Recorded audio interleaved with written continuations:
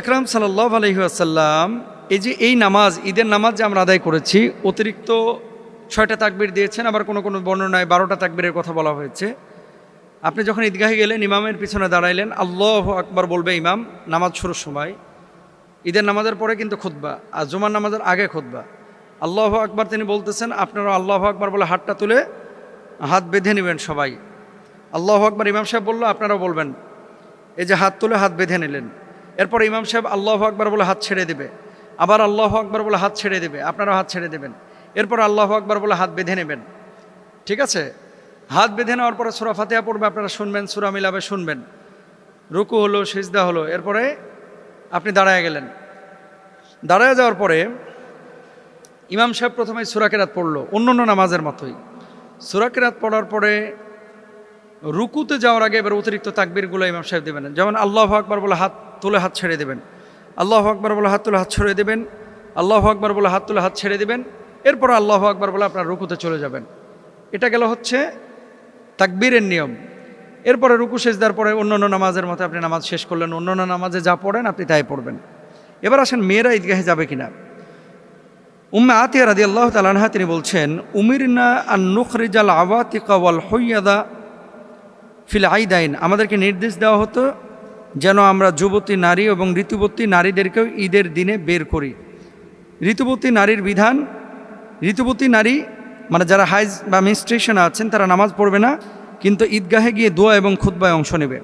এখন শরীয়তে এই যে আমাদের হানাফি স্কলাররা অনেকে বলেন যে ঈদগাহে মেয়েরা যাবেন না।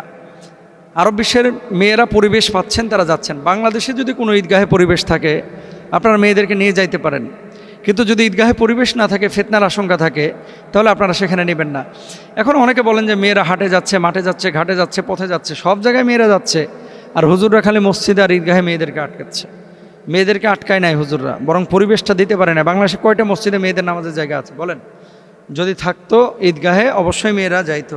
আপনারা যেখানে পরিবেশ পাবেন যাবেন ইনশাআল্লাহ, এটা জায়েজ আছে। আরেকটা বিষয় একজন বলছে, মানে সম্পর্ক বলে দিই যে ঈদের নামাজ যদি কেউ না পান তাহলে কি করবেন। কেউ যদি জামাত মিস করে ফেলে তাহলে অনেক আলেমের মতে সে একাকীও ঈদের নামাজ আদায় করতে পারবেন, কোনো সমস্যা নাই।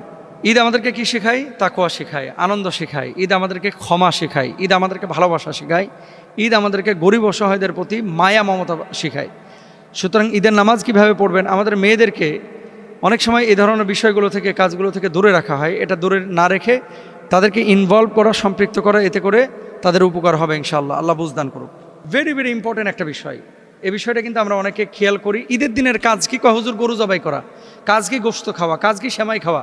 ওই যে এক ভদ্রলোকের জিজ্ঞেস করা হয়েছিল গোসলের ফরজ কয়টা? কয় 3টা। কি কি? কৌতুক আর কি। বলতেছে যে 3টা হলো গামছা, লুঙ্গি আর সাবান। এটা নাকি গোসলের 3 ফরজ। এই ঈদ বলতে মানুষ বুঝে যে ঈদ মানে আনন্দ, ভালো মন্দ খাইতে হবে, ঘুরতে হবে, ফিরতে হবে, বাস। শুধু এটা না, ঈদের দিনের মাসনুন কাজগুলো কি কি? 1 নাম্বার মাসনুন কাজ, খুব সকালে ঘুম থেকে উঠবেন। খুব সকালে ঘুম থেকে উঠে ফজরের নামাজ আদায় করবেন, যেটা রাসূল সাল্লাল্লাহু আলাইহি ওয়াসাল্লাম করেছেন, ফজরের নামাজ। 2 নাম্বার হচ্ছে মেসওয়াক করা। 3 নাম্বার হচ্ছে আতর ব্যবহার করা। 4 নাম্বার হচ্ছে মসজিদে গিয়ে জামাতে নামাজ আদায় করা। 5 নাম্বার হচ্ছে এক রাস্তা দিয়ে ঈদগাহে যাওয়া আর আরেক রাস্তা দিয়ে ঈদগাহ থেকে ফেরা। এটা কিন্তু সুন্নাহ। এখন আপনাদের বাইক আছে, এই জন্য অনেকে বাইক নিয়ে যান, অনেকে আপনারা কি বলে গাড়ি নিয়ে যান। এটা কিন্তু ঠিক না, কারণ ঈদের নামাজ পায়ে হেঁটে যাওয়া এটা হচ্ছে নবীজি সাল্লাল্লাহু আলাইহি ওয়াসাল্লামের সুন্নাহ। এটা খেয়াল রাখতে হবে। এরপর হচ্ছে গোসল করতে হবে। রাসূল আকরাম সাল্লাল্লাহু আলাইহি ওয়াসাল্লাম ঈদের নামাজের আগে গোসল করতেন।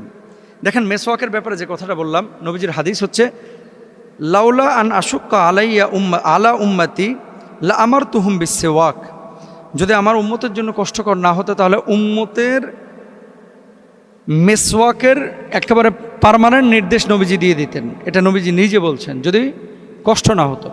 এর জন্য নবীজি সাল্লাল্লাহু আলাইহি ওয়াসাল্লাম নামাজে ঢোকার আগে কিন্তু মেসওয়াক করতেন, ওযুর আগে সময় কিন্তু মেসওয়াক করতেন।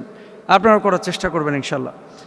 ঈদের দিন নতুন পোশাক পরা সুন্নাহ না, কিন্তু সুন্দর পরিপাটি পবিত্র পোশাক পরা এটা হচ্ছে সুন্নাহ।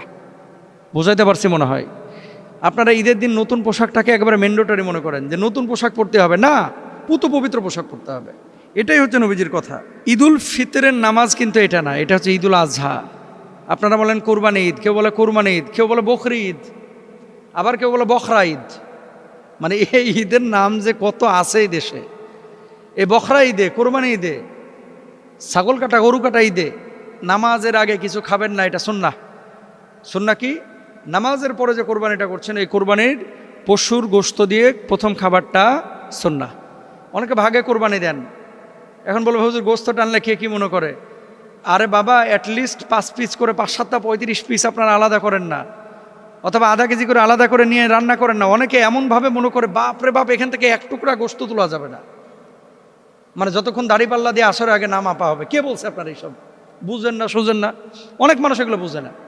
আপনি দেখেন, একটা ঠ্যাং কাটা হয়ে গেছে, কোপানো হয়ে গেছে, ওখান থেকে 2 কেজি গোশত নিয়ে যে রান্না করে সবাই মিলে খান না, এটা তো সুন্নাহ না।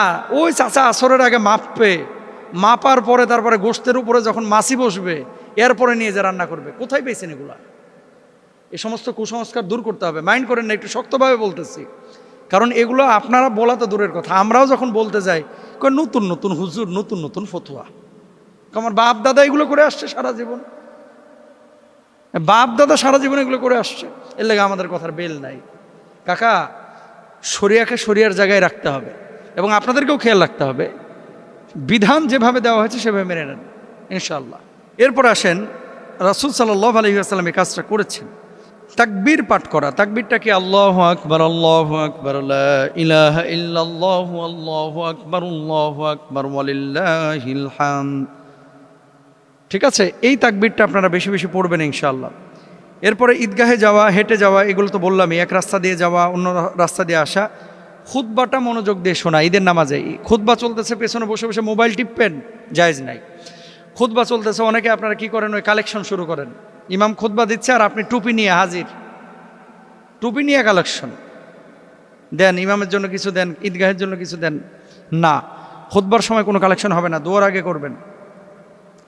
এরপরে মুসলমানদের সাথে সাক্ষাৎ করবেন, আত্মীয় স্বজন যারা আছে, খালা ফুফু, এদের সাথে দেখা সাক্ষাৎ করবেন।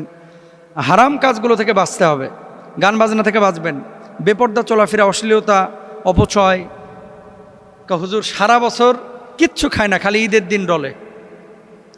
কথা বলছেন? ঈদের দিন এই যে ডলে ডলে খায়, গাঞ্জা গুঞ্জা যারা খায়, সারা বছর যেমন হারাম, ঈদের দিনও হারাম। সারা বছর খায় না, ঈদের দিন রয়্যাল এনফিল্ড নিয়ে ওই চিপার মধ্যে যায়, বেড়িবাদের ওই চিপার ভিতরে গিয়ে অনেক সময় মাদক সেবন করে।